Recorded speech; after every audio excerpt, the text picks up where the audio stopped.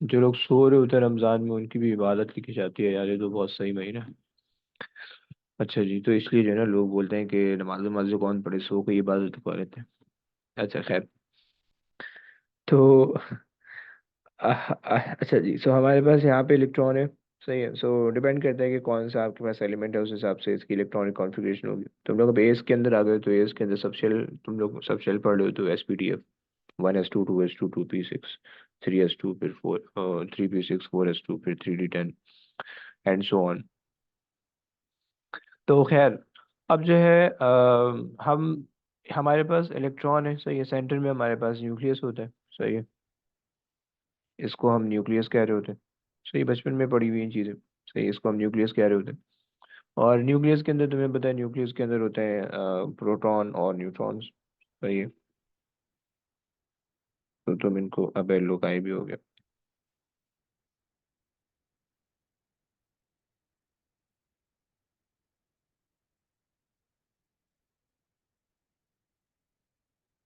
सही है, तो ये तुम्हारे पास प्रोटॉन हो गए, इनको तुम न्यूट्रॉन कह लो।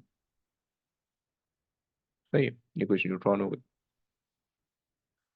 अच्छा जी, अब जो तुम्हारे पास, अगर हम इनके चार्जेस और मासेस देखें, सो पार्टिकल हमारे पास है।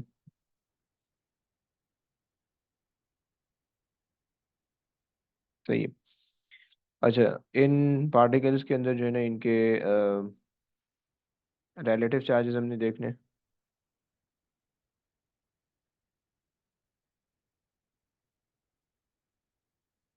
Relative charges. सही है, और इनके एक्चुअल चार्जेस देखने। सही है, और इनमें से हमने रिलेटिव मासेस देखने। रिलेटिव मासेस, तुम लोग में से कोई बच्चा हाफिज है क्या? एनीबडी? तीनों में से कोई बच्चा हाफिज है? एनीवन? Actual mass? यस। कोई भी नहीं है तीनों में? शुरू के कुछ सिपारे याद है मुझे। शुरू के मतलब वो अम्मा वाले या फिर अलिफ लाम मीम वाले? इस्लामी वाले। अलिफ लाम मीम में कितने? 5। अरे, पर मुसनाद याद है, बेहतरीन याद है। लन तनाल भी पक्का याद है, उसमें भी यूसुफ वाला सब इतना कच्चा होता है लोगों का। याद है, वो याद है। नहीं, शुरू के 4 सिपारे पक्के हैं। वो शुरू के 5 से 12 में ही आता है लन तनाल। अच्छा, सो बेहतरीन, तो तरावी वरावी पढ़ती हूँ? वो 5 से 12 पढ़ती हूँ तरावी में? जी सर। अरे क्या बात है, बस ये तो बेहतरीन बात होगी। चलो, या तो पूरा क्यों नहीं करती? सर कर रही हूँ अभी आहिस्ता आहिस्ता। अच्छा ऐसा है, मतलब हाफिजा बन रही हूँ। यार ये तो बहुत सही बात है यार। इलेक्ट्रॉन।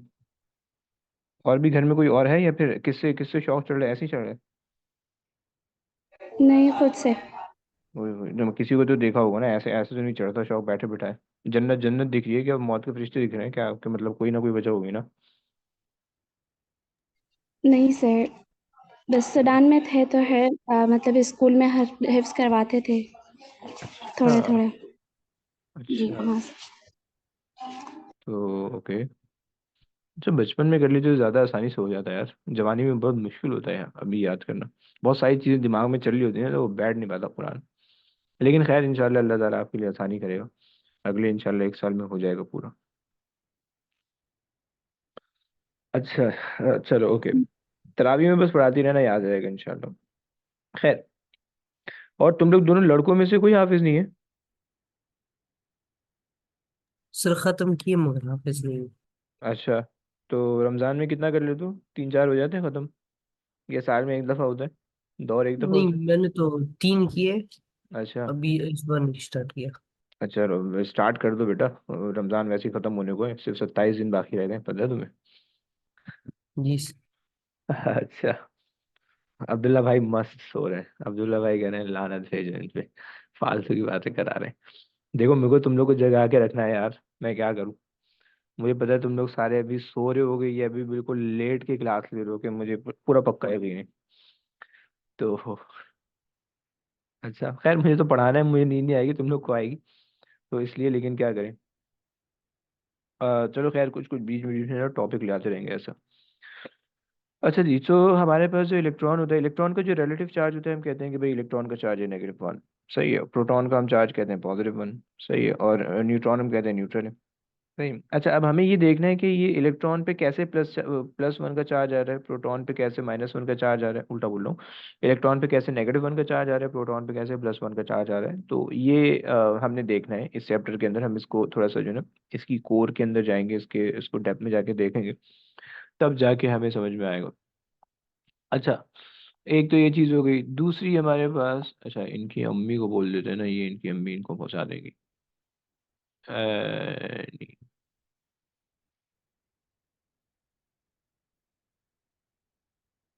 अरे,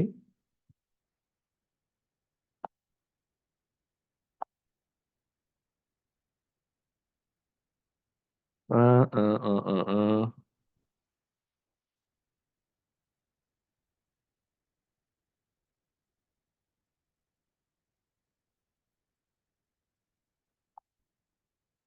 सही। सो चार्जेस हमारे पास हो गए, और हमारे पास जो मासेस हैं। अच्छा, इनके एक्चुअल चार्जेस जो होते हैं वो हमारे पास जो है ना थोड़े अजीब से होते हैं। एक्चुअल चार्जेस में हम ये कहते हैं कि इलेक्ट्रॉन को जो होता है वो 1.6 एक्सपोनेंट -19 कूलम। राइट। नेगेटिव लगा दो यहाँ पे लगा दो प्लस 1.6 एक्सपोनेंट -19 कूलम। राइट। और इसका ये 0 है। सही है। तो ये जो है हमारे पास इनके एक्चुअल चार्जेस हैं। इनके एक्चुअल चार्जेस भी यूज होंगे, इस वजह से मैं लिखवा रहा हूँ, पेपर में गिवन भी होगा, आप वहां से भी देख सकते हो। तो ये कर लेना सही है। लेकिन तुम्हें पता होनी चाहिए वैल्यूज क्या है।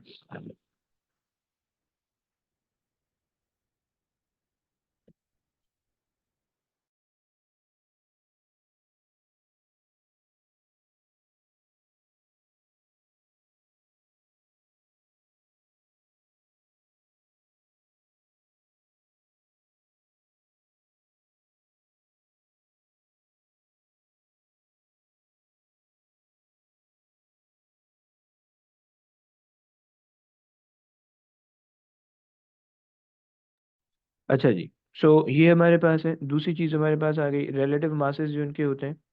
अच्छा, इलेक्ट्रॉन का जो मास होता है वो बहुत छोटा होता है। तो इलेक्ट्रॉन का मास हमारे पास होता है 1/1840। सही है, 1840।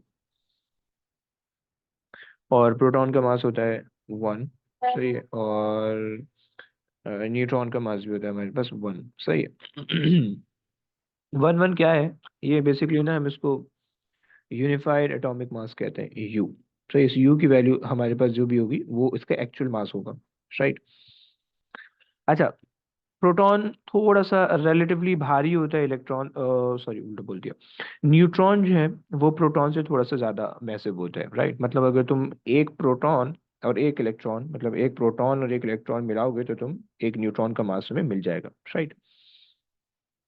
अच्छा जी, और तुम्हारे पास जो है अगर हम इनके एक्चुअल मासेस की बात करें तो इसका मास होता है 9.11 एक्सपोनेंट -31 kgs।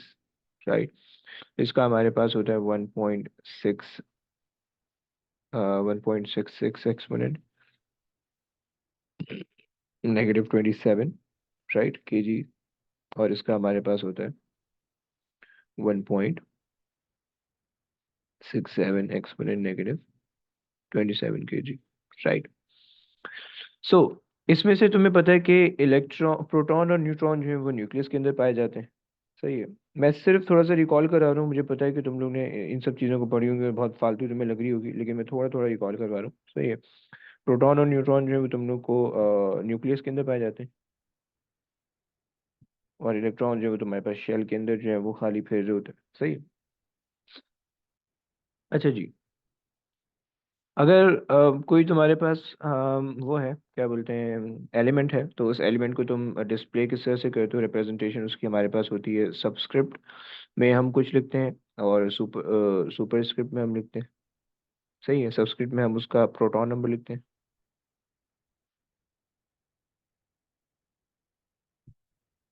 सही है। और सुपर स्क्रिप्ट में हम उसका न्यूक्लियॉन नंबर लिखते हैं। Nucleon number. Right. So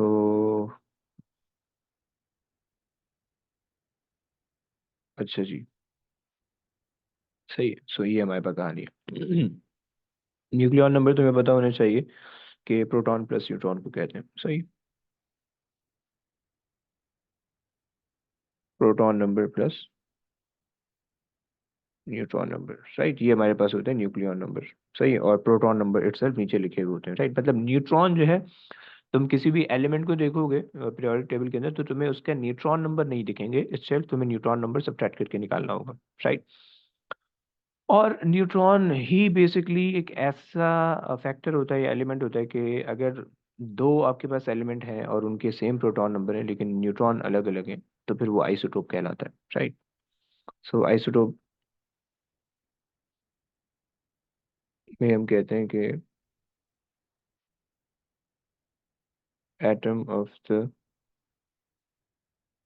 same element, element same होना चाहिए, यानी अगर एक ऑक्सीजन का एटम है तो दूसरा भी ऑक्सीजन का होना चाहिए, of the same element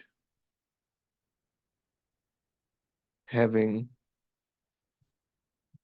same proton. अच्छा, प्रोटॉन जब सेम होंगे तो इलेक्ट्रॉन भी सेम होने चाहिए, क्योंकि इलेक्ट्रिकली एटम न्यूट्रल होता है, बात तुम्हें पता है, सही। इलेक्ट्रॉन नंबर बट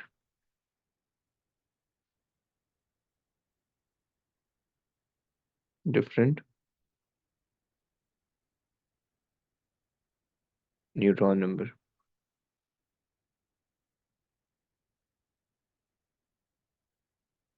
सही हो गया। सही, तुम्हारे पास आइसोटोप है। यानी अगर तुम्हारे पास, जैसे तुम्हें पता है कि ऑक्सीजन का एक आइसोटोप होता है 16 और 8, सही, ऑक्सीजन का एक और आइसोटोप होता है 18 और 8, राइट। इसी तरीके से कार्बन का एक होता है 12 और 6, कार्बन का एक और होता है 13 और 6, कार्बन का एक और होता है 14 और 6, सही है। इसी तरीके से क्लोरीन का तुम्हें पता है कि 35 होता है और 17 होता है, सही है। इसी तरीके से 37 और 17 होता है, सही है।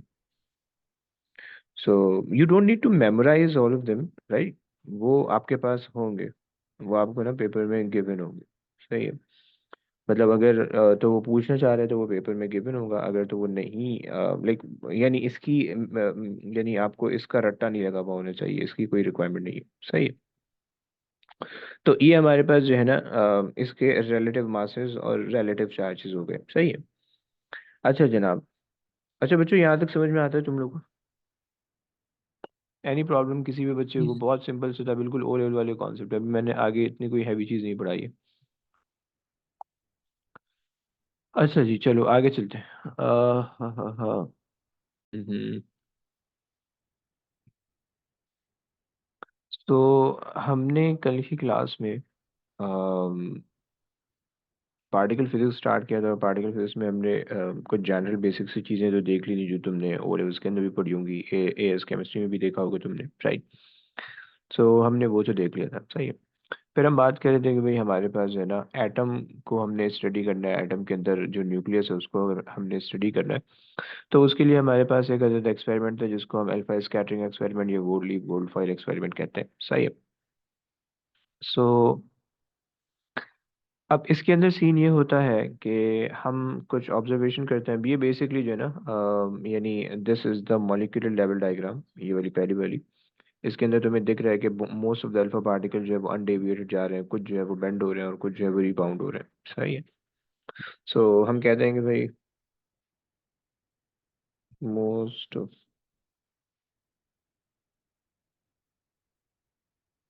द अल्फा पार्टिकल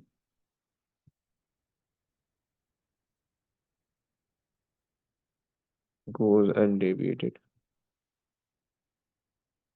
सही है। दूसरी ऑब्जर्वेशन हम कहते हैं कि सम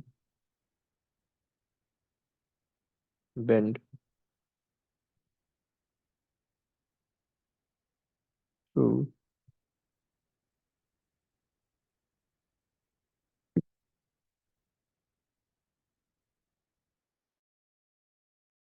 सही है। अच्छा जी, इसको इस तरह से लिखते हैं, सम पार्टिकल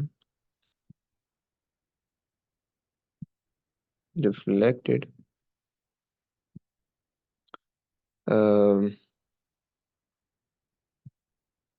वेरी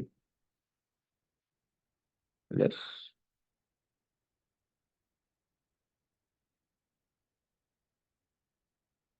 ये some particle shows a smaller deflection, so ये lesser small deflection, and very few, like one in 2000 or 5000, so yeah, very few rebound or uh, deflected greater than 90 degrees, right?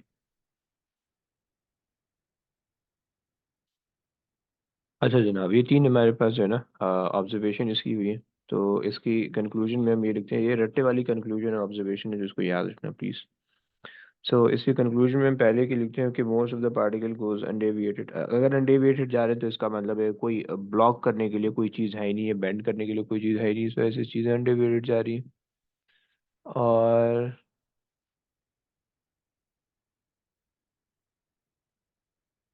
अच्छा, तो हम कहते हैं कि भाई हमारे पास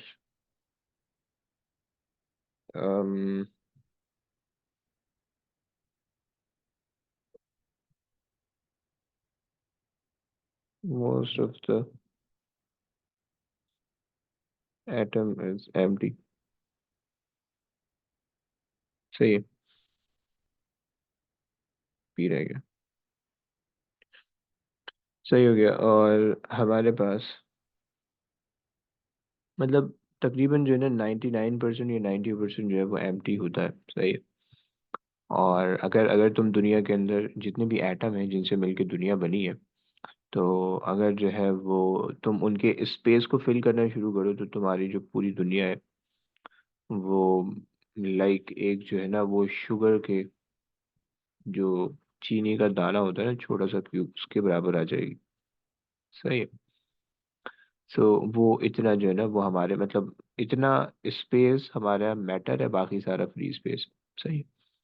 सो ये हमारे पास जो है इस तरह से कुछ कहानी, सही है। अच्छा, उसके बाद जो है वो दूसरी चीज़ है some particle deflected very less. तो इसका मतलब है कि जो सेंटर है वो आपका जो है पॉजिटिवली चार्ज है, क्योंकि अल्फा पार्टिकल आपको पता है कि अल्फा पार्टिकल भी पॉजिटिवली चार्ज है, राइट। और जब वो न्यूक्लियस के पास से गुजर रहा है तो वो बेंड हो रहा है, डिफ्लेक्ट हो रहा है, सही है। तो हम कहते हैं कि भाई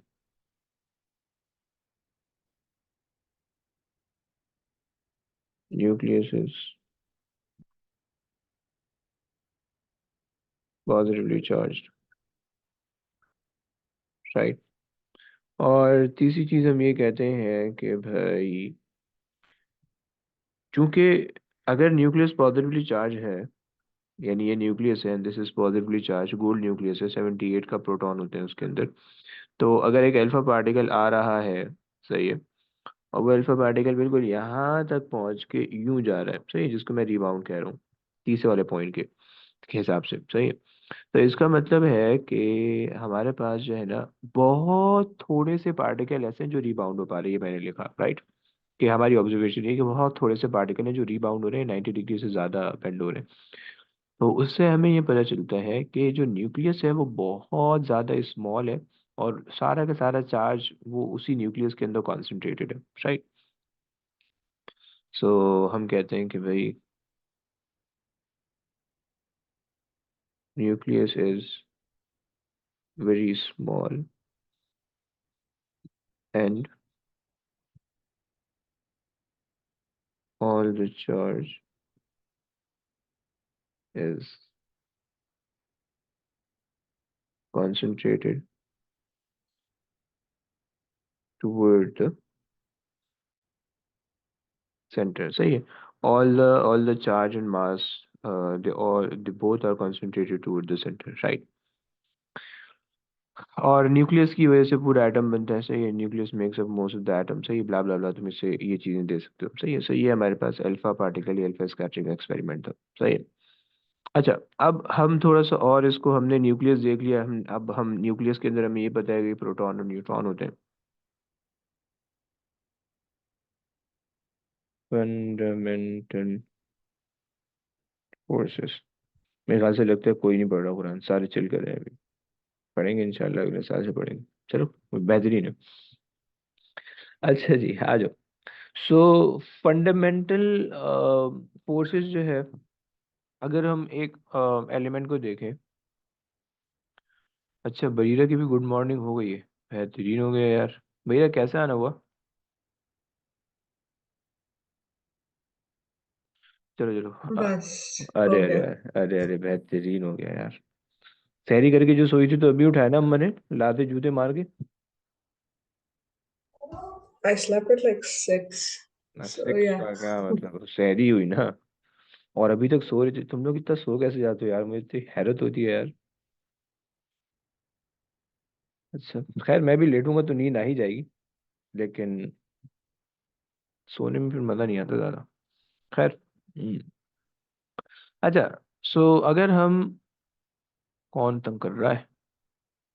अच्छा, अगर तो हम जो है इसके अंदर ये देखें, क्या बोलते हैं अपना, एक हमारे पास एटम है, सही है, और इसके अंदर जो है अगर हम फोर्सेस देखें, तो फंडामेंटल फोर्सेस हमारे पास चार होती हैं, सही है। इलेक्ट्रिक फोर्स होती है, ग्रेविटेशनल फोर्स होती है, मैग्नेटिक फोर्स होती है, और आप कह लो कि क्या होती है, न्यूक्लियर फोर्स होती है, चार फोर्स होती है, सही है। अच्छा, अगर हम ग्रेविटेशनल फोर्स को देखें, सो ग्रेविटेशनल फोर्स आपको पता है अट्रैक्टिव फोर्स है, वो अपनी तरफ चीज़ों को अट्रैक्ट करेगी, सही है। सो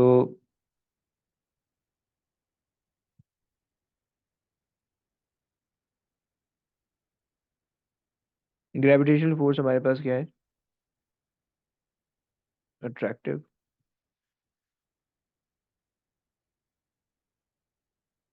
सही है। और अगर हम ग्रेविटेशनल फोर्स को देखें, तो हर न्यूट्रॉन दूसरे न्यूट्रॉन को अट्रैक्ट कर रहा होगा, प्रोटॉन दूसरे प्रोटॉन को, और इलेक्ट्रॉन दूसरे इलेक्ट्रॉन को, मतलब जिनके मास हैं वो एक दूसरे को अट्रैक्ट कर रहे होंगे अकॉर्डिंग टू ग्रेविटेशनल फोर्स के। But this is the weakest weakest of all the force, so हम इसको नेग्लेक्ट कर देते हैं, राइट, नेग्लेक्ट कर देते हैं, सही हो गया। इसके बाद हमारे पास आती है इलेक्ट्रोस्टैटिक फोर्स, सही है, इलेक्ट्रोस्टैटिक फोर्स, सही है। इलेक्ट्रोस्टैटिक फोर्स की हमारे पास दो टाइप होती है, सही है। एक हमारे पास होती है electrostatic force of repulsion, repulsion, सही, और एक हमारे पास होती है electrostatic force of attraction,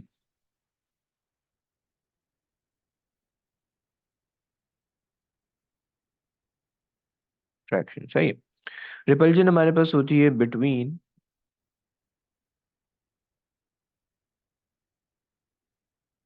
proton proton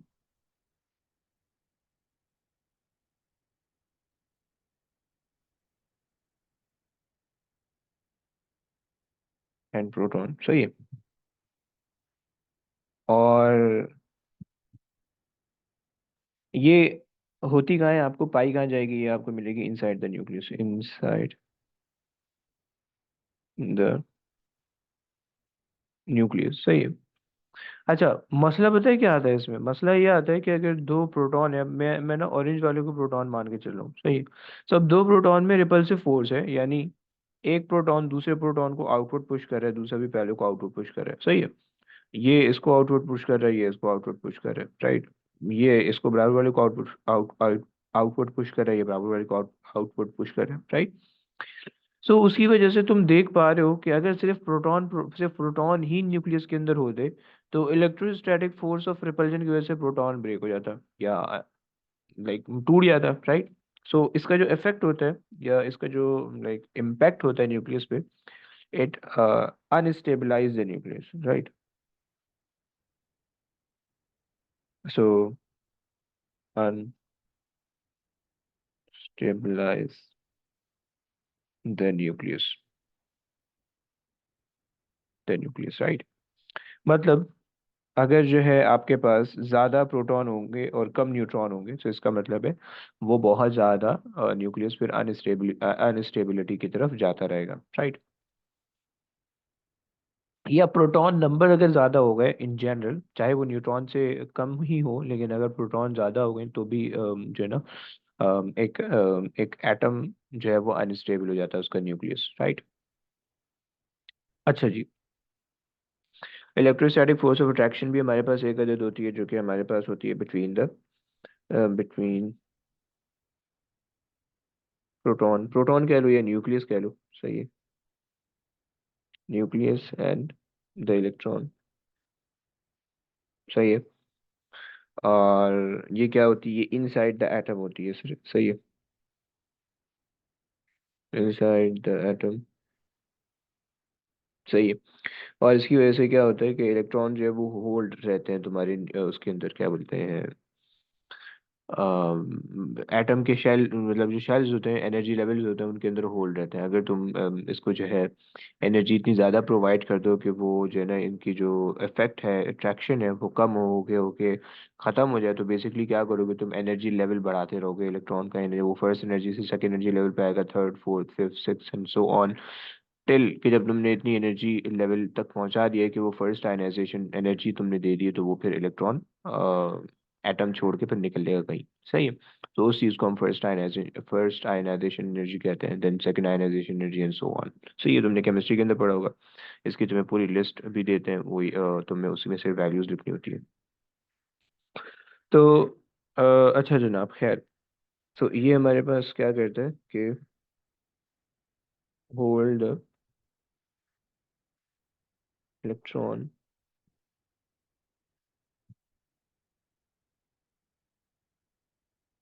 inside the nucleus, right, sorry inside that, सही हो गया। ये हमारे पास होगी दो फोर्सेस, सही है। तीसरी फोर्स की अगर हम बात करें सो वो होती है मैग्नेटिक फोर्स, सही है। तुम्हें पता है कि मैग्नेटिक फोर्स तुमने बचपन में पढ़ा होगा और वो बचपन तुम्हारा गुजर चुका है, तो इसे तुम भूल गए होगे अल्लाह के फजलो करम से। सो जो तुम्हारे पास मैग्नेटिक फोर्स होती है, मैग्नेटिक फोर्स हमारे पास क्या होती है बेसिकली, कि अगर कोई भी चार्ज पार्टिकल मूव करना स्टार्ट कर दे तो उसकी वजह से मैग्नेटिक फोर्स जनरेट होती है। अब इलेक्ट्रॉन में बताया शेल के अंदर मूव कर रहे हैं तो उनकी वजह से मैग्नेटिक फोर्स जनरेट होती है, but those magnetic force are very weak in nature, so that's why हम उसको भी इग्नोर कर देते हैं, सही है। so हमारे पास जो है मैग्नेटिक फोर्स होती है, क्यों होती है, ड्यू टू द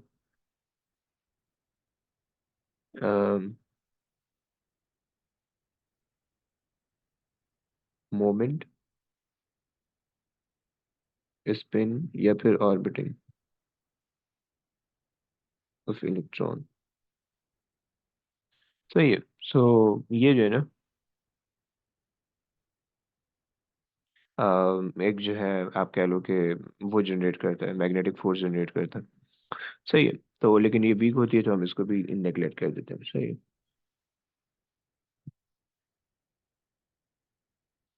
अच्छा जी, चौथी फोर्स हमारे पास होती है स्ट्रॉन्ग न्यूक्लियर फोर्स और वीक न्यूक्लियर फोर्स, या न्यूक्लियर फोर्स हम कह लो।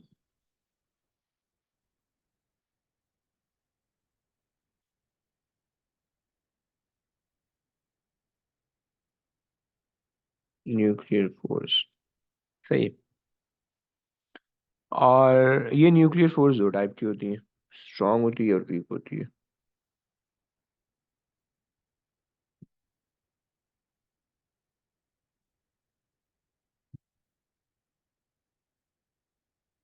और तुम्हारे पास वीक न्यूक्लियर फोर्स होती है,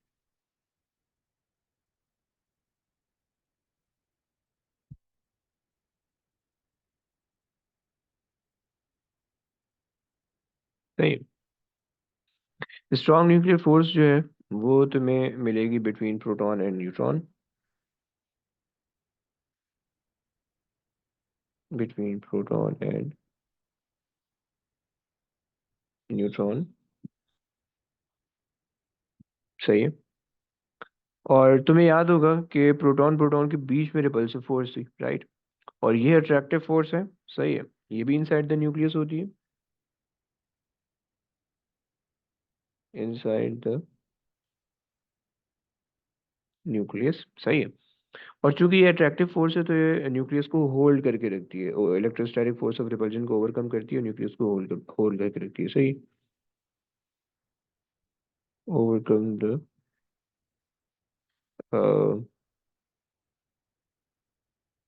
electrostatic force of repulsion and hold the nucleus together.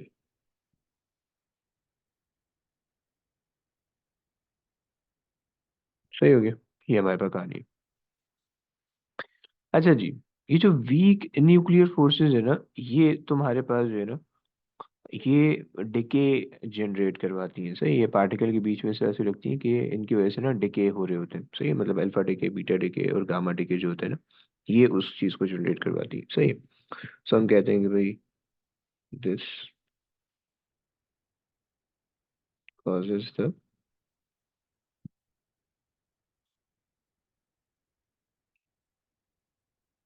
radioactive decay। बच्चे समझ पा रहे हो? कहानी यहाँ तक समझ में आती है? कोई मसला किसी को? Any problem? No, sir. No sir. नहीं सर। बेहतरीन। अरे अरे अरे, बेहतरीन हो गया भाई। दो बच्चे और भी हैं यार, वो भी बोलो, मेरे को उनकी आवाज़ें सुननी है। कासिम, ये तुम्हें भी समझ में आ रहा है? जी सर समझ। अरे बेहतरीन हो गया यार। अच्छा जी, सो हमारे पास जो है ना फोर्सेस होती हैं। अच्छा, अब अगर हम रेडियो एक्टिव डिके को समझने की कोशिश करें, तो उससे पहले जो है ना हमें इनके क्वार्क्स को समझना पड़ेगा। सही है। और तुम लोग में से कितने बच्चों ने स्कूल के अंदर ये रेडियो एक्टिविटी पढ़ ली है? यस। सर मैंने नहीं पढ़ी है। नहीं पढ़ी है? ओके।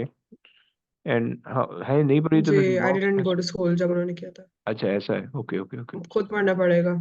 ओके सही है। खैर है, ये हो गया भाई, ये तकरीबन यहाँ कर लेंगे तो इंशाल्लाह हो जाएगा। और अब्दुल्ला कासिम?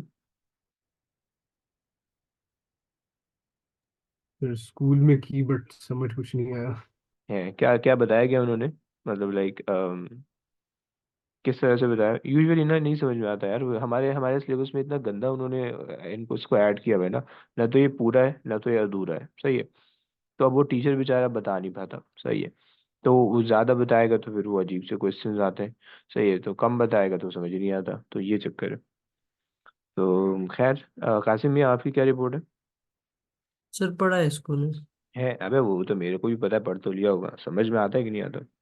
नहीं सर। नहीं आता। Quarks model. अच्छा। अच्छा, अभी तक तुम लोगों को कोई ऐसी चीज जो कि नहीं समझ में आई? सच्ची सच्ची बताना प्लीज, देखो झूठ नहीं बोलना। रमजान बैठो, रोजा रखा है। Yes, any problem till now?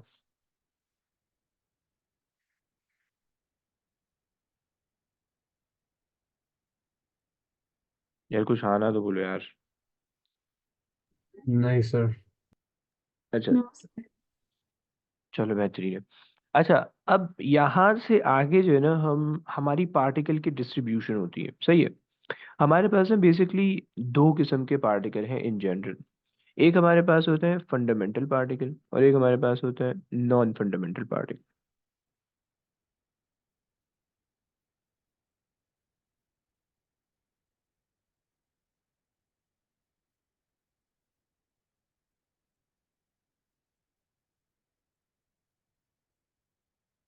सही है।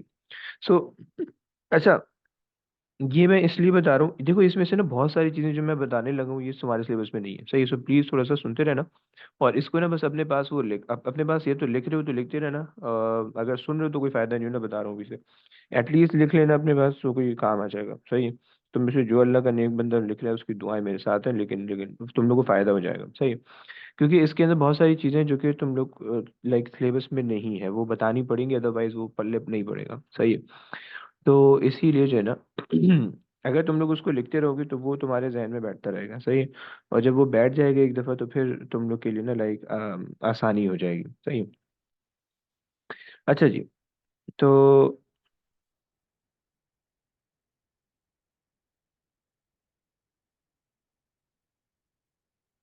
आ जाओ। सो अब इसको देखें अगर, सो हमारे पास जो है ना पार्टिकल्स, हमारे पास दो टाइप के होते हैं, सही है, जिनको हम ना पार्टिकल, जिनको हम फर्मियॉन्स भी कहते हैं, फर्मियॉन्स, सही है। So they are basically of two types, सही है। एक हमारे पास होता है फंडामेंटल पार्टिकल्स, और एक हमारे पास होता है नॉन फंडामेंटल पार्टिकल।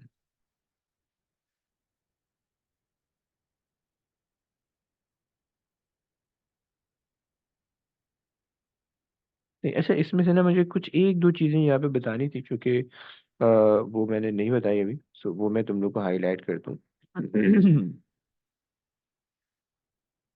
यहाँ पे जो हमारे पास इलेक्ट्रोस्टैटिक फोर्स ऑफ रिपल्जन है ना, ये स्ट्रॉन्ग फोर्स होती है। उसकी वजह क्या है कि उसकी वजह ये है कि ये जो है ना हमारे पास न्यूक्लियस के अंदर लग रही है, और न्यूक्लियस एक बिल्कुल छोटी सी जगह है। न्यूक्लियस का डिस्टेंस अगर तुमने समझना हो तो ये तकरीबन 1 एक्सपोनेंट -10 होता है। तो ये -10 -15 होता है, -15 होता है बल्कि। ये हमारे पास होता है एक एटम का न्यूक्लियस, सही है, इसका डायमीटर। तो ये एक इतनी छोटी सी जगह है और इसके अंदर जो है ना प्रोटॉन्स भरे हुए हैं, सही है। तो जब वो प्रोटॉन इतने करीब से एक दूसरे पे फोर्स लगाते हैं ना, तो वो फोर्स जो है वो बहुत स्ट्रांग हो जाती है, सही है। तो इसकी जो है ना, आप कह रहे हो कि इसकी जो पावर है स्ट्रांग फोर्स ऑफ रिपल्जन होती है, राइट। और ये इसकी रेंज थोड़ी ज्यादा होती है, न्यूक्लियस से बाहर भी आती है, सही है। सो हम इसको लॉन्ग रेंज भी कह सकते हैं,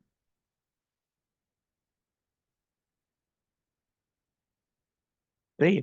यानी आप अगर यहाँ पे होगे ना, इधर भी कोई पार्टिकल आएगा, इधर भी, यानी करीब आएगा तो भी वो एक्सपीरियंस कर सकेगा। ऐसा नहीं है कि न्यूक्लियस के अंदर ये है बाहर नहीं है, सही है। तो ये हमारे पास दो चीजें हैं, ये प्लीज और ऐड कर लेना, सही है। जो अट्रैक्शन है between the electron and the other, the nucleus, ये जो है ना ये वीक फोर्स होती है, ये वीक फोर्स है, सही हो गया। तो स्ट्रॉन्ग फोर्स और वीक फोर्स नहीं है, इसकी इसकी जो रेंज होती है इसकी भी ये लॉन्ग रेंज है, सही है, सही है। सिमिलरली जो न्यूक्लियर फोर्स है, जिसके अंदर हमने स्ट्रॉन्ग न्यूक्लियर फोर्स का, तो जाहिर बात है ये स्ट्रॉन्ग न्यूक्लियर फोर्स है, तो ये तुम्हारे पास स्ट्रॉन्ग हो गई, सही है। कॉमन सेंस वाली बात होगी, सही है। और ये किसके दरम्यान है, प्रोटॉन और न्यूट्रॉन के दरम्यान है। और जो वीक न्यूक्लियर फोर्स है वो पार्टिकल के बीच में उनके डिके करवाने के लिए, सही है। और ये जो है ना शॉर्ट रेंज होती है, शॉर्ट रेंज, सही है। देखो पार्टिकल, प्रोटॉन और न्यूट्रॉन के बीच में ये फोर्स है, और ये बहुत शॉर्ट रेंज है, मतलब जो है ना, ये एटम अगर न्यूक्लियस बहुत ज्यादा बड़ा हो जाए ना तो ये फोर्स डाई आउट हो जाती है, मतलब इतनी शॉर्ट रेंज होती है, सही है। और इसकी एक खास बात ये कि अगर ये लॉन्ग रेंज होने लगे ना, तो आसपास के जो एटम है ना वो आसपास का जो न्यूक्लियस है वो एक दूसरे को अपनी तरफ अट्रैक्ट कर लेंगे। और जो फ्री स्पेस है ना, जो मैंने आपको बताया 90% या 99%, इन दोनों वैल्यू में से किसी कोई एक वैल्यू मैं, मुझे इसमें ना वो हो रहा है, क्या बोलते हैं, आप कह लो कि मुगालता हो रहा है या तशबीह हो रही है कि पता नहीं कौन सी है, तो खैर 99% आई थिंक होता है, सही, जो जो भी होता है वो देख लेना प्लीज। अगर तुम लोग देखो तो मुझे भी बताना ताकि मैं भी करेक्ट हो जाऊँ। तो खैर, तो अब यहाँ पे जो है ना ये जितना भी फ्री स्पेस है ना, अगर ये strong nuclear force long range होने लगे, तो लॉन्ग रेंज की वजह से वो सारे को जो है ना अपने अंदर अट्रैक्ट कर लेगी, सही है। तो ये हम कहते हैं शॉर्ट शॉर्ट रेंज है, और शॉर्ट रेंज भी कितनी शॉर्ट है कि आपके पास जो है ना inside the nucleus.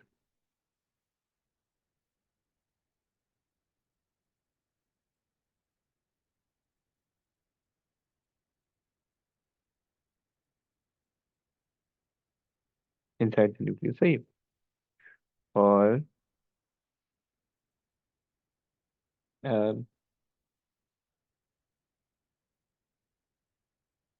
it decreases if the size of the nucleus, अरे भैया, if the size of the nucleus is greater, सही है। तो अगर जो बड़े न्यूक्लियसेस हैं जैसे यूरेनियम है, अब उसका साइज बड़ा है तो उसके अंदर ये फोर्स वीक हो जाती है। Strong force of nuclear force जो है ना, ये इतनी ज्यादा वो नहीं होती, इतनी ज्यादा स्ट्रेंथन नहीं हो पाती। इस वजह से जो यूरेनियम के एटम होता है उसके अंदर रिपल्सिव फोर्स ज्यादा होती है, डोमिनेंट होती है, सही, उसकी वजह से टूट जाता है। यानी उसको जो है ना, आप एक प्रोटॉन फायर करो तो वो एक्सप्लोड हो जाता है, और एटम बम जो का जो रिएक्शन है वो तुम लोगों ने पढ़ा होगा उसके अंदर, वो फॉलो होता है। अच्छा जनाब, और वीक न्यूक्लियर फोर्स है वो वीक ही होती है, सही है। अच्छा जी, अब अगर मैं तुमसे पूछूं, हमने अभी तक तीन पार्टिकल के बारे में पढ़ा है, इलेक्ट्रॉन, प्रोटॉन और न्यूट्रॉन के बारे में। अगर मैं तुमसे पूछूं, बल्कि पूछने से पहले मैं कुछ चीजें लिख देता हूँ यहाँ पे, सही है। देखो, जो फंडामेंटल पार्टिकल होगा ना, फंडामेंटल पार्टिकल वो पार्टिकल होगा जो कि weak force, under the influence of weak force होगा, सही है, under the influence of weak force. Abdullah भाई, क्या आप मुझे ये बता सकते हो कि कौन सा ऐसा पार्टिकल है जो under the influence of weak force है, इलेक्ट्रॉन, प्रोटॉन, न्यूट्रॉन में से? यस।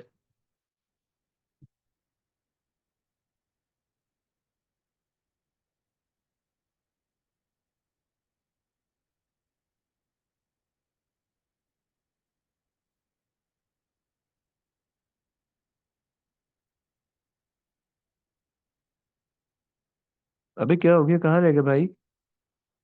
कौन, अब्दुल्ला है ना? है तो यार अब्दुल्ला, हम लोग कुछ बोलता क्यों नहीं है? सिर्फ इलेक्ट्रॉन। है। ये इतनी देर से कहाँ थे तुम? सो रहे थे है ना, लेटे हुए थे ना? कंप्यूटर तुमने खोल दिया हुआ है, तुम जाके लेट गए हो बिस्तर पे मस्त। ऐसा मत करो यार।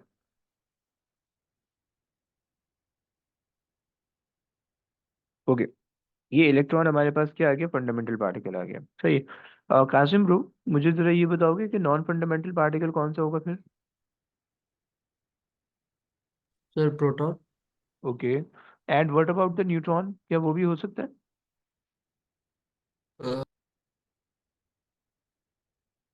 हम्म। 2 मिनट सर। नहीं सर, मेरे ख्याल से नहीं। प्रोटॉन नहीं हो सकते? हमने कहा कि under the influence of strong force होनी चाहिए। प्रोटॉन के अंदर देखो ना, स्ट्रॉन्ग न्यूक्लियर फोर्स है प्रोटॉन और न्यूट्रॉन के बीच, है ना? नहीं, प्रोटॉन में है। प्रोटॉन और न्यूट्रॉन के बीच में स्ट्रॉन्ग फोर्स है, राइट? तो इसका मतलब है कि प्रोटॉन और न्यूट्रॉन दोनों ही जो है वो under the influence of strong force है, so they both are non fundamental, right? समझो भाई, बच्चों समझो, प्यारे जी बच्चों जरा सर। कुछ बोलो। Yes sir. बेहतरीन हो गया, प्रोटॉन एंड न्यूट्रॉन, राइट। चलो, अच्छा, जो हमारे पास फंडामेंटल पार्टिकल्स होते हैं ना, हम उनको एक और नाम देते हैं, और हम उनको कहते हैं कि दे आर लेप्टॉन्स।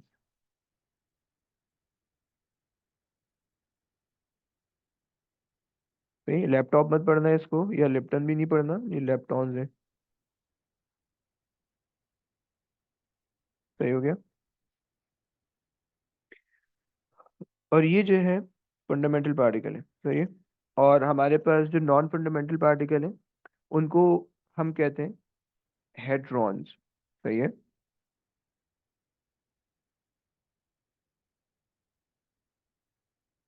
सही हो गया बच्चों? ये नाम समझ में आते हैं? कोई मसला किसी को इन नामों में? नाम में क्या रखा है यार, काम देखते हैं हमें, लेकिन नाम भी पूछते हैं। Hadrons, right. So basically fermions को हमने कहा कि फर्मियंस यानी पार्टिकल जो फर्मियंस हैं, और इनके बड़े नाम है। जब तुम आगे जाओगे ना यूनिवर्सिटी लेवल में पार्टिकल फिजिक्स पढ़ोगे तो तुम्हें थोड़ा क्लियर हो गई। तो फर्मियन को हमने जो है ना दो कैटेगरीज में डिवाइड किया, लेप्टॉन्स और हेड्रॉन्स के अंदर, राइट। लेप्टॉन्स हमने कहा कि फंडामेंटल पार्टिकल है, हेड्रॉन हमने कहा कि नॉन फंडामेंटल पार्टिकल, सही। फंडामेंटल पार्टिकल जो है वो under the influence of weak forces होते हैं, non fundamental under under under the influence of strong force होते हैं, राइट। अच्छा, तीसरी बात कि जो, अच्छा सिर्फ लेप्टॉन्स नहीं है, इसके अलावा भी कुछ पार्टिकल्स होते हैं जो कि हमारे पास फंडामेंटल होते हैं, सही है, उनके भी नाम मैं लिखता हूँ। अच्छा, तीसरी बात ये है कि जो फंडामेंटल पार्टिकल होते हैं ना, दे आर फंडामेंटल, तो वो किसी भी चीज से नहीं बनते, सही है। तो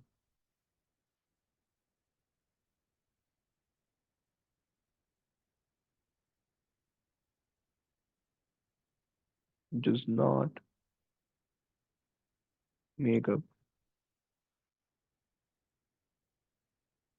from the quarks। ये क्वार्क क्या भला है? जरा 2 मिनट देना, मैं इसको एक्सप्लेन करूंगा, सही। एंड चूंकि नॉन फंडामेंटल पार्टिकल किसी फंडामेंटल से बनेंगे तो वो फंडामेंटल, क्वार्क बेसिकली फंडामेंटल्स होते हैं, राइट। क्वार्क्स और ऑल्सो फंडामेंटल्स। तो इलेक्ट्रॉन भी फंडामेंटल है, क्वार्क भी फंडामेंटल है, तो फंडामेंटल फंडामेंटल से नहीं बनता, राइट। तो ये आप ऐसे सोच सकते हो। सो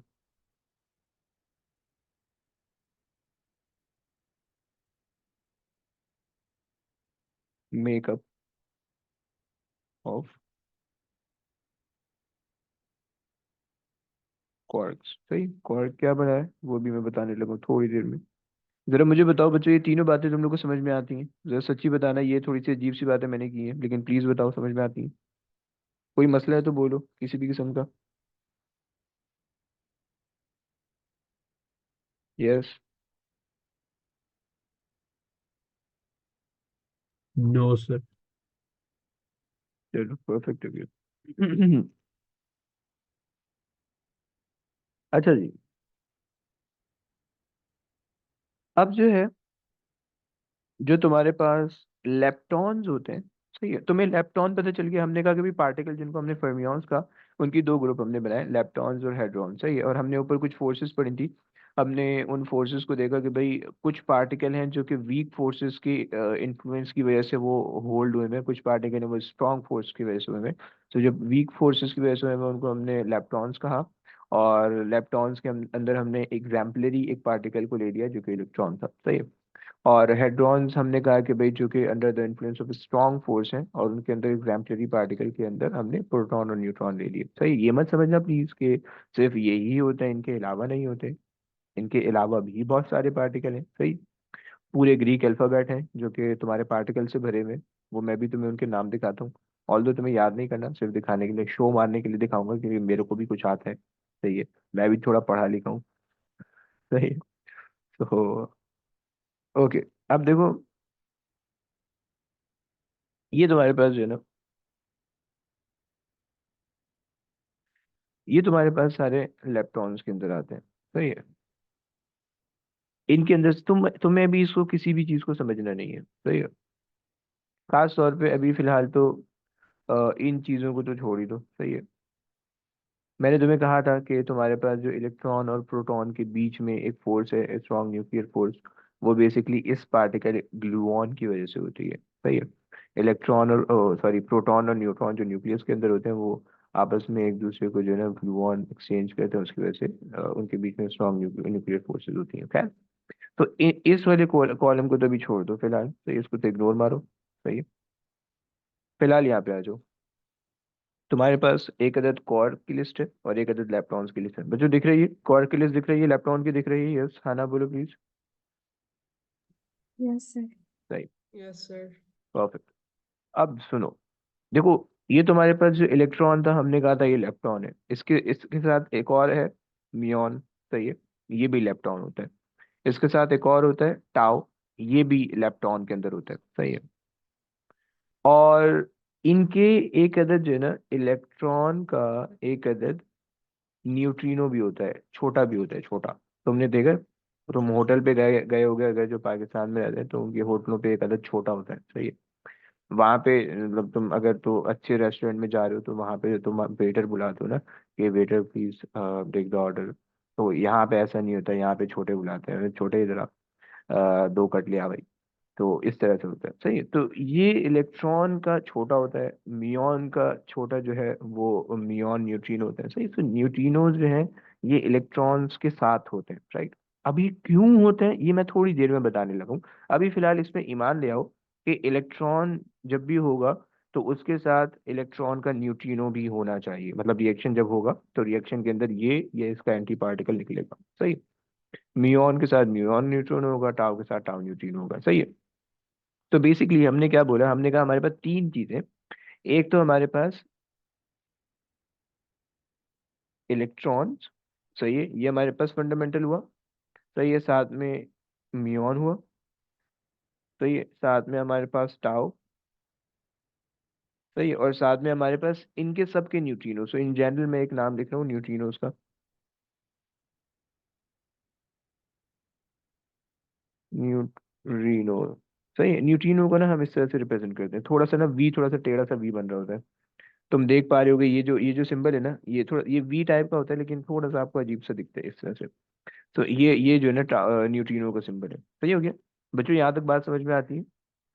देखो हमने बोला कि हमने पहले फोर्सेस देखी कि फोर्सेस जो है ना हमारे पास इलेक्ट्रोस्टैटिक फोर्स और न्यूक्लियर फोर्स, ये दो प्रोमिनेंट फोर्स हैं जो कि न्यूक्लियस ऑब्जर्व कर रहा है या न्यूक्लियस एक्सपीरियंस कर रहा है। फिर इलेक्ट्रोस्टैटिक फोर्स ऑफ रिपल्जन हमने देखी जो कि प्रोटॉन प्रोटॉन के बीच में है, और उसकी वजह से प्रोटॉन वीक हो रहा है, और प्रोटॉन इलेक्ट्रॉन के बीच में अट्रैक्शन है जो इलेक्ट्रॉन को होल्ड करके रख रहा है। न्यूक्लियर फोर्स जो है वो प्रोटॉन न्यूट्रॉन के बीच में है, जो कि न्यूक्लियस के अंदर अट्रैक्टिव फोर्स है और न्यूक्लियस को होल्ड करके रखता है, और इलेक्ट्रोस्टैटिक फोर्स ऑफ रिपल्जन को ओवरकम करता है, राइट। फिर हमने कहा कि जितने भी पार्टिकल हैं, तीन पार्टिकल हैं, इनको हम फर्मियॉन्स कहते हैं, और इनको हमने दो कैटेगरी के अंदर डिवाइड किया हुआ है, लेप्टॉन्स और हेड्रॉन्स। लेप्टॉन्स जो हमारे पास होते हैं उनको फंडामेंटल पार्टिकल भी कहते हैं, और हेड्रॉन को नॉन फंडामेंटल भी कहते हैं, सही है। और फिर उसके बाद जो है लेप्टॉन जो है वो वीक फोर्सेस के इन्फ्लुएंस में होता है, हेड्रॉन जो है स्ट्रॉन्ग फोर्सेस के इन्फ्लुएंस में होता है। एग्जाम्पली पार्टिकल हमने इलेक्ट्रॉन दिया, वहाँ पे प्रोटॉन न्यूट्रॉन दिए। और लेप्टॉन के अंदर हमने कहा कि भाई they are not make up of quarks, सही है, जबकि हेड्रॉन जो है वो क्वार्क से मिलकर बनते हैं, सही है। फिर उसके बाद जो है ना हमने कुछ लिस्ट डाउन कर लिए कुछ लेप्टॉन्स यहाँ पे, सही है।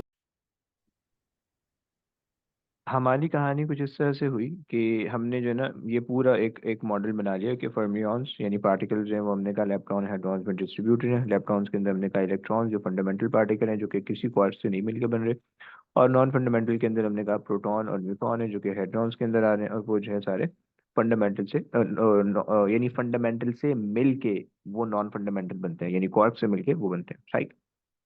अच्छा जनाब, अब सबसे पहले क्वार्क को समझ लेते हैं कि ये क्वार्क्स होती क्या है, क्या बनाए, सही है।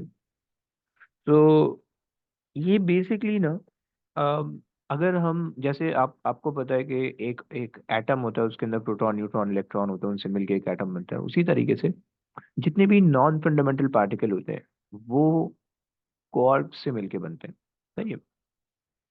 और क्वार्क्स जो होती है वो हमारे पास 6 किस्म की होती है, सही है। और ये पेयर के अंदर होती है, सही है। तुम अगर देख पाओ तो तुम्हारे पास जो है फर्स्ट जनरेशन क्वार्क जो है वो ये वाली, सही है, जिसके अंदर तुम्हारे पास दो क्वार्क हैं, अप और डाउन, सही है। सेकंड जनरेशन क्वार्क है तुम्हारे पास चार्म और स्ट्रेंज। थर्ड जनरेशन क्वार्क जो है वो तुम्हारे पास टॉप और बॉटम है, सही है। ये क्वार्क्स होती क्या है, ये बेसिकली तुम्हारे पास पार्शियल चार्जेस होते हैं, सही, they are partial charges, partial, सही है।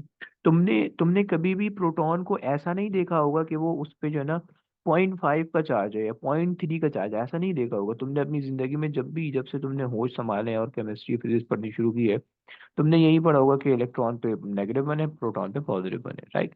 तुम्हारा इस पे ईमान है। तुम अगर कोई तुम्हें ऐसा बोल दे कि प्रोटॉन पॉजिटिव 0.5 पॉजिटिव 0.5 है, तुम बोलोगे हैं ऐसा कैसे हो गया, कब से हुआ, सही है। तो तुम्हें पता है ऐसा गलत होता है, ये नहीं हो सकता।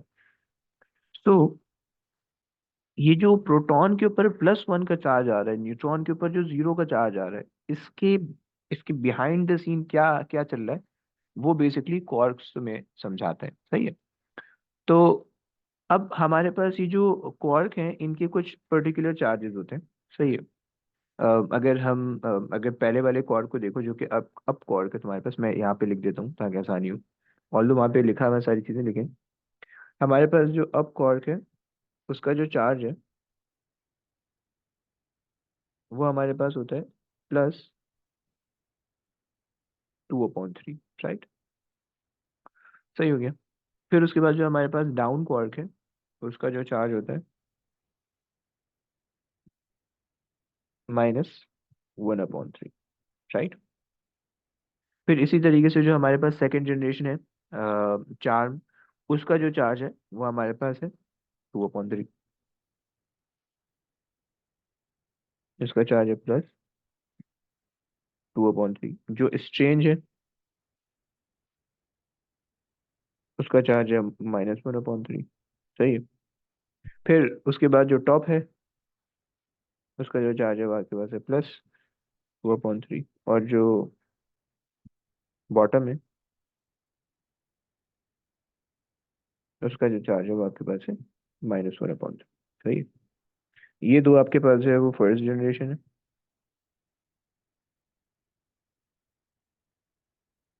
ये दो आपके पास जो है वो सेकंड जनरेशन है,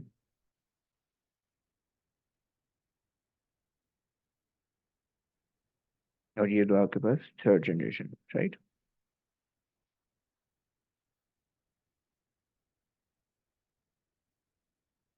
अच्छा जी, तुम्हें इनके चार्जेस पता होने चाहिए पहली चीज। अब जितने भी पार्टिकल्स होते हैं, जितने भी पार्टिकल हैं, जितने भी पार्टिकल जो एटॉमिक, सब एटॉमिक पार्टिकल हैं, प्रोटॉन है, इलेक्ट्रॉन है, न्यूट्रॉन है, इसके अलावा भी बहुत सारे 100 किस्म के पार्टिकल हैं। राइट। तो वो इन्हीं में से कुछ क्वार्क से मिलके बनते हैं। कोई 2 क्वार्क से मिलके बनता है, कोई 3 क्वार्क से मिलके बनता है, कोई 4 से, कोई 5 से। राइट। साइंटिस्ट की इस पे रिसर्च चल रही है। तो first thing, we don't need to memorise कि कौन सा कोई पार्टिकल जो है वो किस क्वार्क से मिलके बना है। राइट। हमें अगर कोई रैंडम पार्टिकल दे दिया जाए तो कभी भी एग्जामिनर आपसे ये नहीं पूछेगा कि इसकी क्वार्क कॉम्पोजिशन बता दो without telling it's charge. Right. तो अगर तो तुम्हारे पास एक प्रोटॉन है, समझना प्लीज,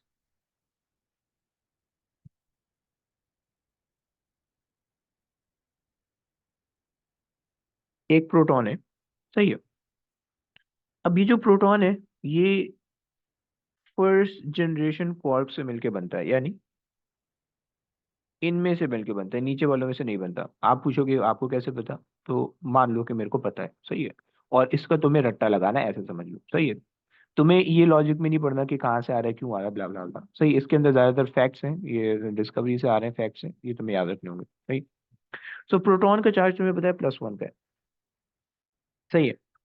मैं तुम लोग से बोलता हूँ सारे बच्चों से कि इन दोनों चार्जेस को यानी अप और डाउन क्वार्क्स को इस तरह से मैनिपुलेट करो कि तुम्हारे पास +1 आ जाए। सही है।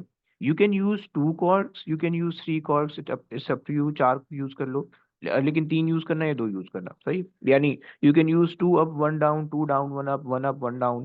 सही है। तो उससे जरा मुझे बताओ कि तुम्हारा +1 किससे आ रहा है। सारे बच्चों करो जरा प्लीज, जिसका हो जाए बता देना।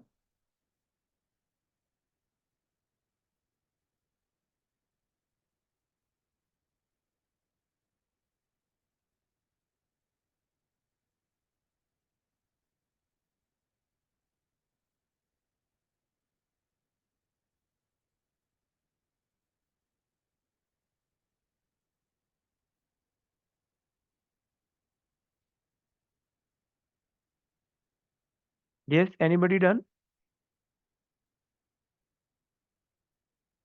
सर मेरा हो गया। ओके। क्या आ रहा है? सर अप डाउन और चार्म इस्तेमाल किया, 1 आ रहा है। ओके। अच्छा, अगर मैं आपसे बोलूं अब्दुल्ला कि without using the second generation quarks, यानी चार्म इस्तेमाल ना करो, सिर्फ अप डाउन में से ही इस्तेमाल करो, तो आप क्या बोलोगे? Yes.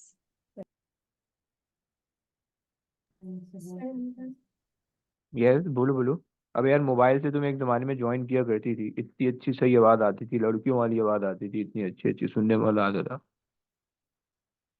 बोलो बोलो बोलो, क्या बोल रही हो, बोलो, आवाज आ रही है, थोड़ी बहुत सुनाई देगी। फिर 2 अप यूज किया 1 डाउन।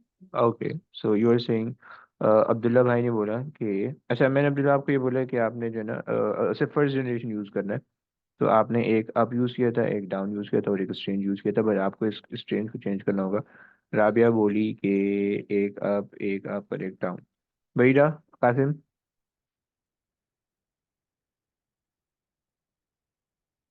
भैया जिंदा हो? कासिम मियाँ हो, दिमाग चल रहा है, सो रहे हो? नहीं सर, हूँ। ओहो, कर रहा हूँ। ओके ओके, कर रहे हो? भैया कहाँ हो? भैया भी लगता है।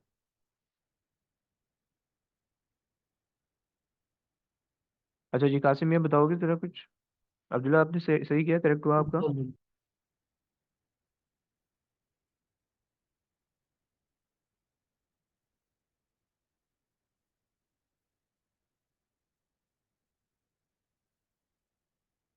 Yes.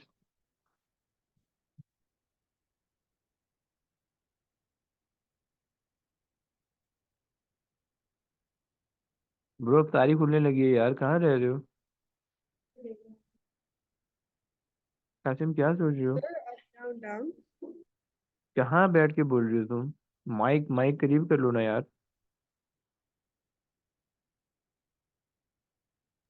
Up, down, down.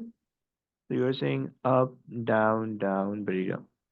Okay, Kasim Kasim Kasim Qasim.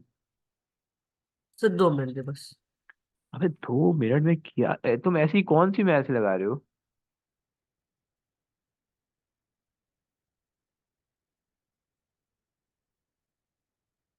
चलो कासिम 2 मिनट का इंतजार कर रहे हैं।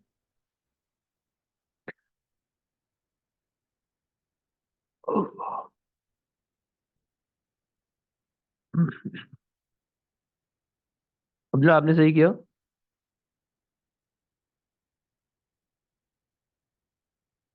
यस अब्दुल्ला,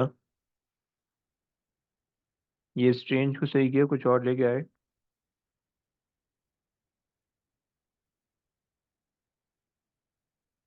अबे क्या किया,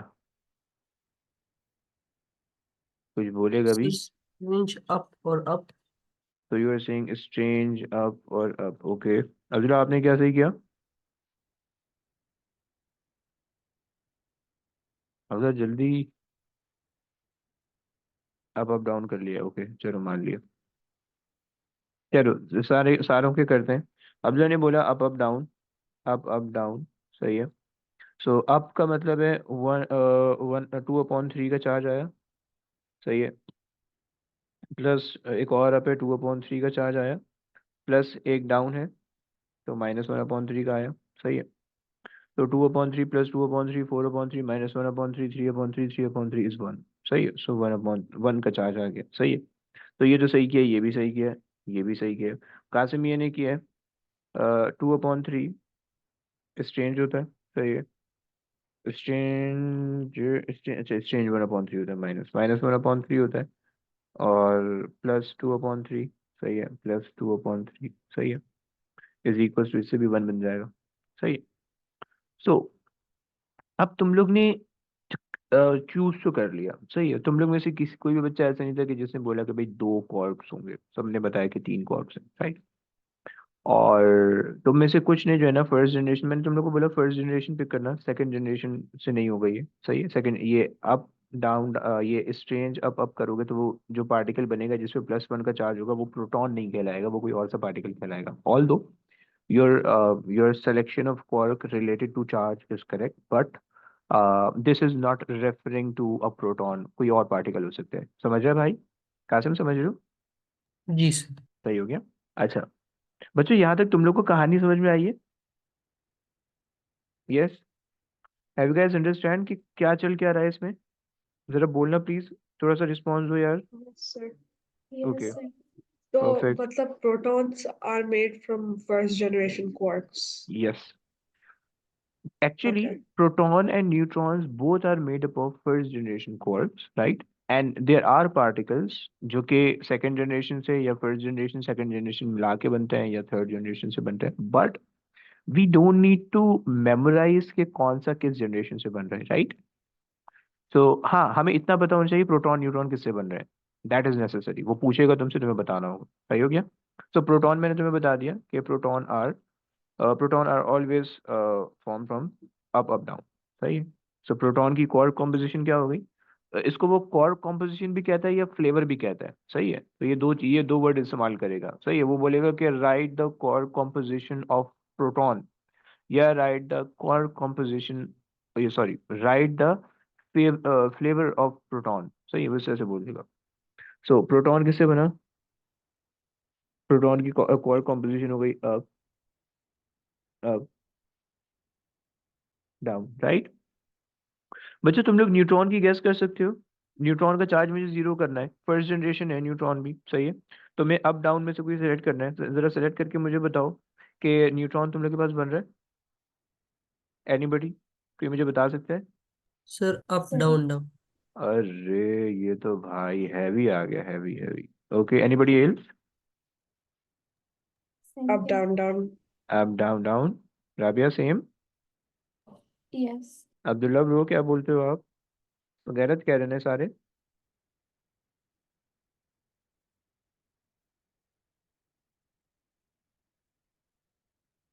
अप डाउन। बेटा बोलने में क्या मसला है, बोलेगा क्यों नहीं? कोई टेंशन है भाई? रोजा रख रखा है आवाज का भी? तो जरा मुझे नहीं बताओ। सर। फिर सुस्ती आ रही है बहुत, मोर टूट रही है बोलने में, है ना? सिर्फ भाई बा कमरे में। अबे तो मैं कोई गंदी बातें थोड़ी बोलवा रहा हूँ भाई, गालियां थोड़ी दे रहा हूँ। ये गालियां थोड़ी दे रहा हूँ। कोई बात नहीं यार। छोटा भाई है बड़ा भाई है? छोटा है सर। भाई छोटे को तो तुम वैसे ही लिफ्ट नहीं कराते होगे, चमाट मार के तो उसको तुमने सीधा किया हुआ होगा, चीजें उसकी तुमने छीनी हुई होंगी, तो उससे क्या डर रहे हो? ये छोटे भाई जो है ना, बड़े लेवल की चीज होती है। हाँ, ये तो अगर तुम्हारे अंडर में है तो सही है, लेकिन अगर तुम इनके अंडर में हो तो बस तुम्हारी जिंदगी बर्बाद है। अच्छा जी, खैर। सो ये तुम्हें पता होना चाहिए प्रोटॉन अप अप डाउन से बन रहा है या अप डाउन डाउन से, कौन किससे बन रहे हैं, राइट? अच्छा, अब यहाँ पे हमारे पास जो है ना, दो किस्म के पार्टिकल हैं जो हमारे सिलेबस में हमने उनको डिस्ट्रीब्यूट किया हुआ है। सही है। हमने हमने हेड्रॉन की फैमिली देखी। मैं तो थोड़ा सा दोबारा से रिवाइज बार बार मैं इसलिए करवा रहा हूँ ताकि तुम्हारे जहन में बैठता रहे। सही है। हमने बेसिकली पार्टिकल, हमने एटम को देखा कि एटम के अंदर जो है ना दो टाइप की फोर्स है जो प्रोमिनेंट है, जिसमें इलेक्ट्रोस्टैटिक फोर्स है, न्यूक्लियर फोर्स है।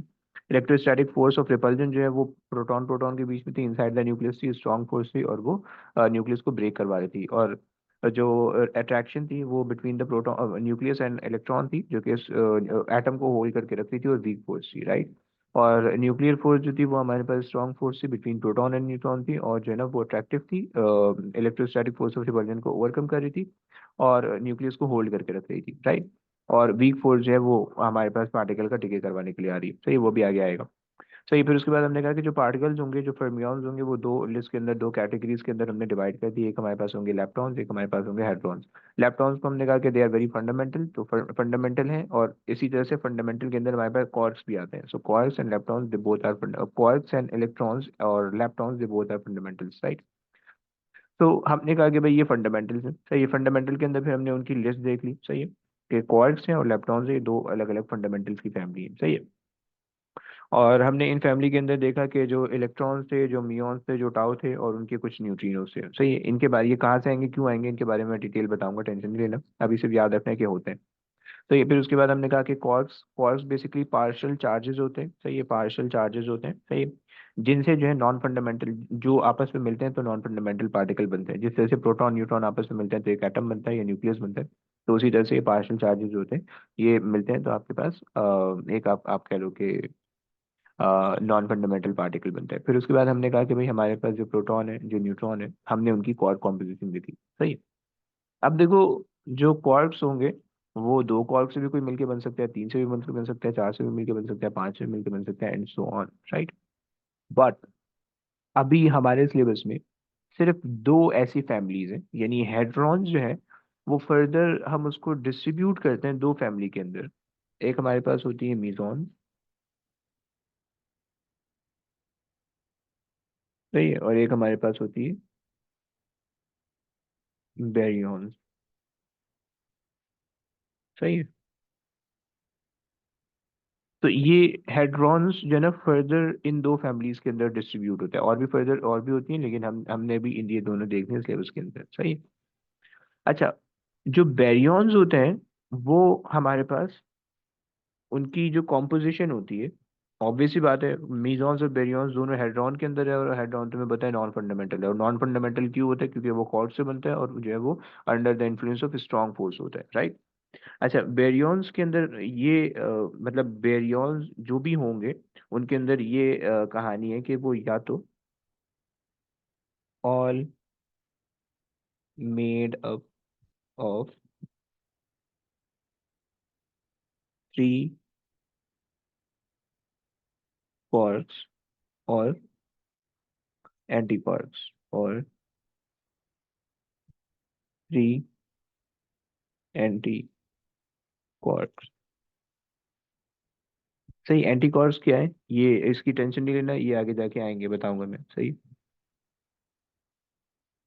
अच्छा जनाब, सही है। सो तुम्हें पता चल गया कि बेरियॉन जितने भी हैं वो सारे या तो 3 क्वार्क से मिलके बनेंगे या तो 3 एंटी क्वार्क से।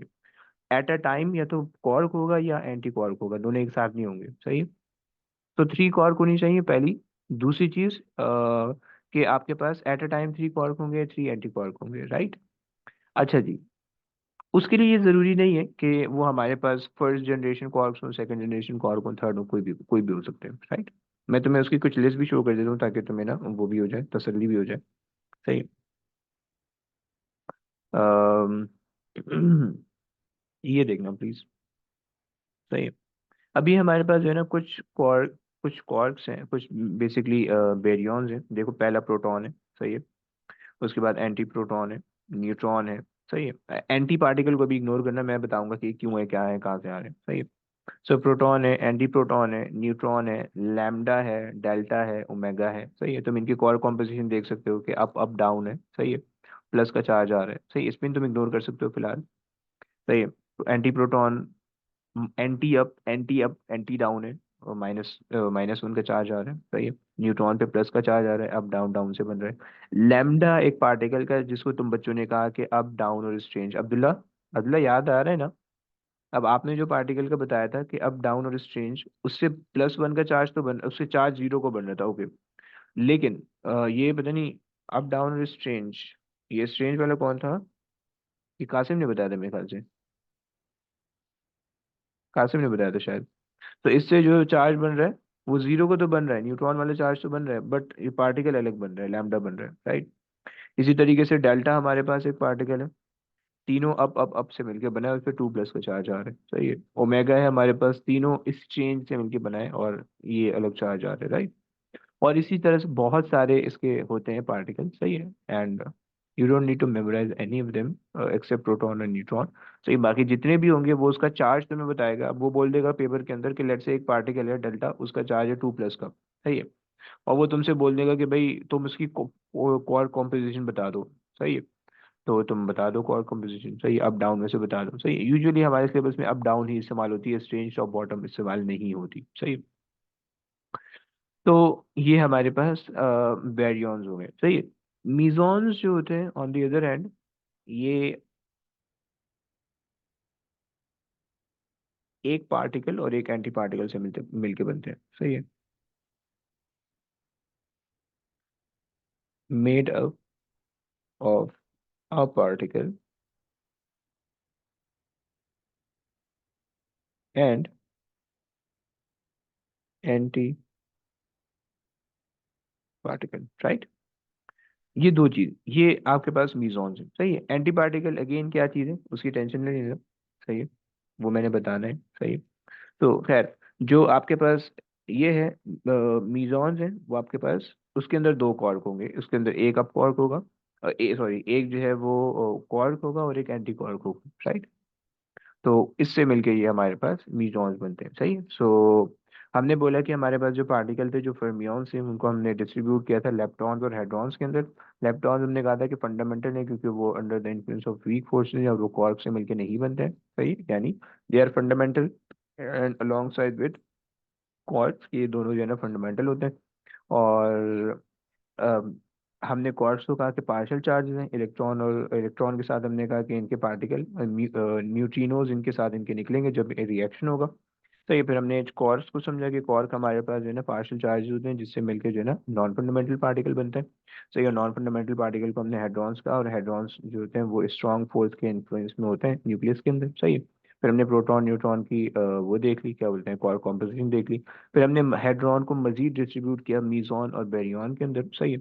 और हमने कहा कि बेरियन जो है वो एक पार्टिकल और एक एंटी पार्टिकल से मिलकर बनता है।